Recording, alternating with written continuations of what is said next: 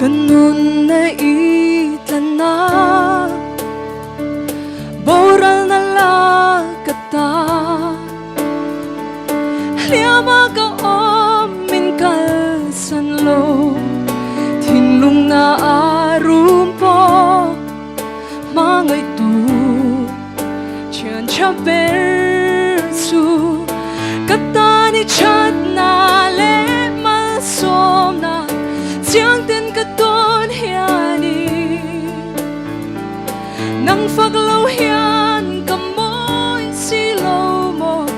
nang mga zwal zeli nitin hian nitin hian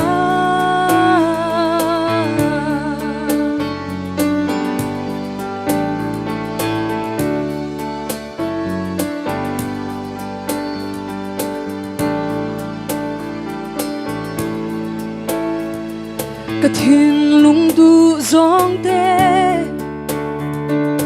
min pe ki chul silo atu theng so min siam remin chu chu katan hiani achasi achabersi katani chat na le masom na siang ten katon hiani nang faglaw hian kamoy silaw mo nang mga zwal zeli nitin hian nitin hian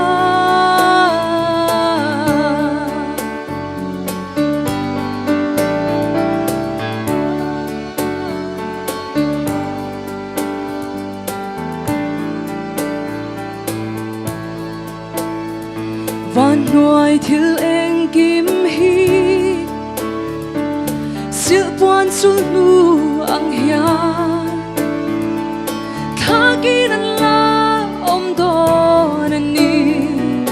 nang ero pangai re ro pui ber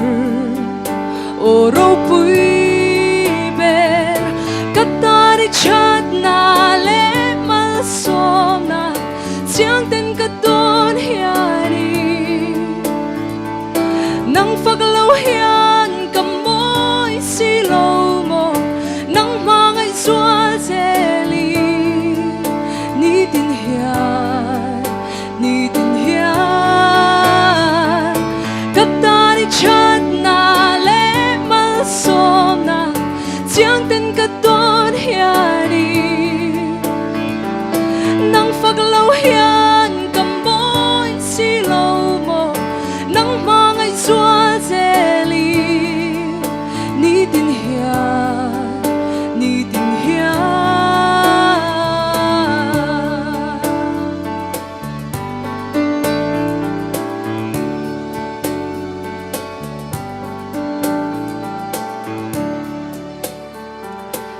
aparo pui berose kalome